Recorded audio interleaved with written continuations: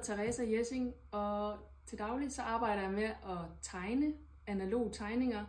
Men en anden ting, jeg også holder meget af, det er at lave papirklip og lave form og figur i papir og karton.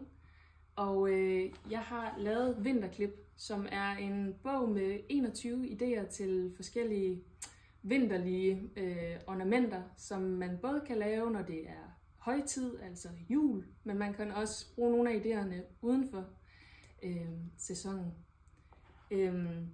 21 idéer, Vinterklip, så hvis du også kan lide at nørkle, når det bliver mørkt udenfor.